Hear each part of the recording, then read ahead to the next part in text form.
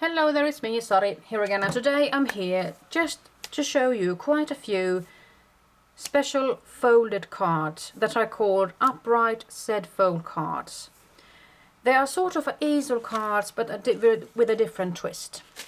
I could just start by showing you some of them that I have made, and I have also made some of these into shaker cards, because I must say that the shaker cards and the upright Z-fold cards have been the type of cards I have wanted to make the last bit of this year.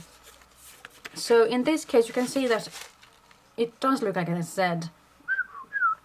So I actually need to keep it like that. So that's what's making this Z shape, isn't it? Especially when it's going like that.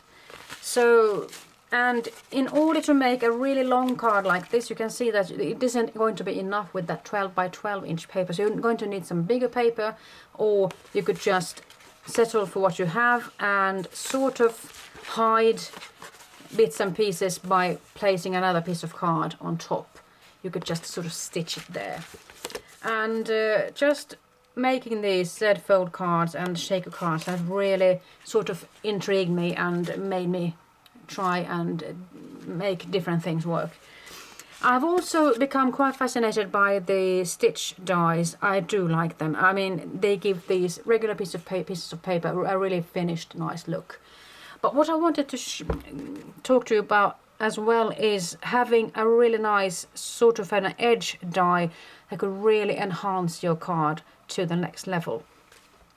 This one is from HOLTZ, and as you can see, it's going to cut out that beautiful shape. So be on the lookout for those thick SIZZIX dies, on the edge dies from HOLTZ and SIZZIX. They are a bit thick, and you could die cut felt and cardboard and different variations of materials. Anything that you can cut with scissors you could cut with those dies, they say. So in this case, this is what it looks like right now, and I do fancy it having a nice top like that.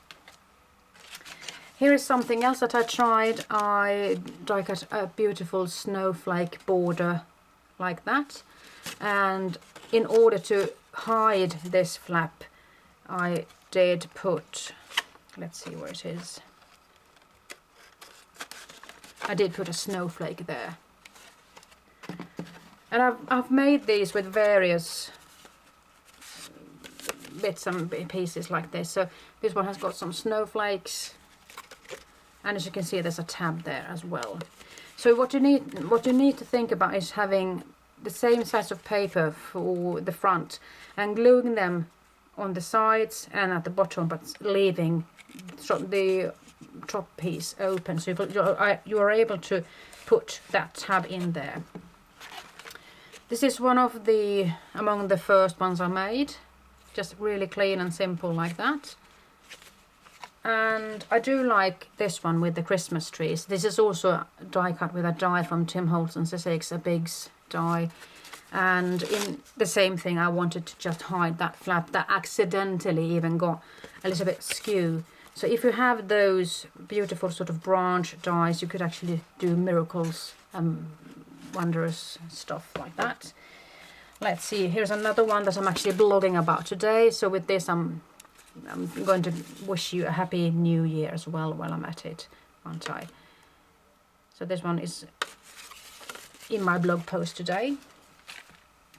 Here is something else that I made, and I used quite a few dies here from both ROX Stamps and GUMMIAPAN, SIZZIX, and even CRAFTER'S COMPANION with that Merry Christmas statement there. Here's another one, a little bit more poignant perhaps, clean and simple really. You could just put it in there, it's going to stand on its own. And let's see if I could just show you something else. Here's a preview of something that's going to be blogged later in January. I have made this one into a shaker card, and I have used a beautiful bauble from Creative Expressions, and I have put in some pearls and sequins and stuff in there, and there's shrunken bit there. There's the stamp and image that I have die cut and then shrunking it down, so it has diminished or gone to the fourth of the size. And it's fun to actually be able to use bigger dies. This one is from SPELLBINDERS. It's not a big stab, but it's a big die. And the same thing goes for that one. So it was really fun to actually have that sort of a scalloped border on the sides there. Here is something else. And lots of die cuts here as well, and the snowflakes. This one is from Tim Holtz as well, the snowflakes, snow flurries, I believe that one is called. And sometimes I luck out and I'm able to actually just flatten the card out with that flap there. So if you are interested in having that, you really need to pay attention to how far the top piece of the paper is going to go, and in order for you to just have that tab be above the end bit of the tab being above this bit here. So if you have the possibility to make this back piece a little bit taller, so you're able to just flatten it out like that. Here is another card that I made for CREALIES. I've used dies from CREALIES, and even those star stamp I have stamped on a piece of paper there. And this is something, and you can see there's a beautiful stitch on that border bit there as well, and the flowers and everything, and the circles, so lots of beautiful things there. I'm going to sign off with the two final, or my favorites perhaps, when it comes to making these cards. I have used Tim Holtz's beautiful distressed doily, and an embossing folder from MARIANNE Design, and a die cut out with ROX Stamps with a beautiful cross stitch stamp punching there. Quite a lot of work with this one, even though it's looking rather simple. And then I made this one. You can see that it has got quite a few layers, black and sort of white beige, and the distressed background with those Christmas trees.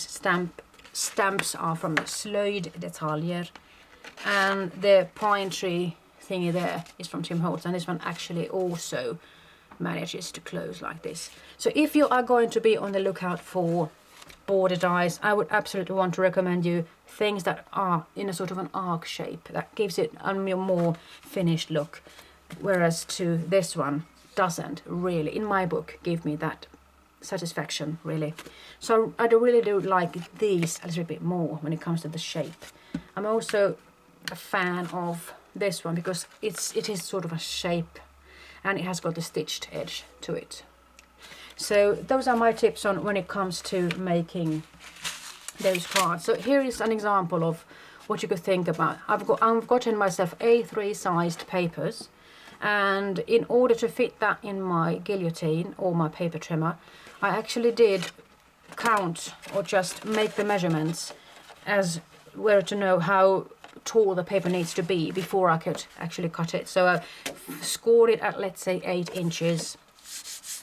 And just folded the crease like that, and I cut it, and then I went ahead and did the die cutting of that drop shape. I folded it, and then I'm free to just put on something on top like that. And here is something I just wanted to give you, show you how much fun stuff you could actually put in a big card like this. I haven't finished this one yet. Perhaps I'll just keep it as a future reference, prototype sort of, when it comes to shape cards. So I'm going to sign off right now.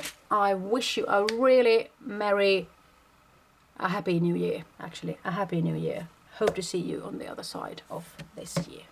Bye bye.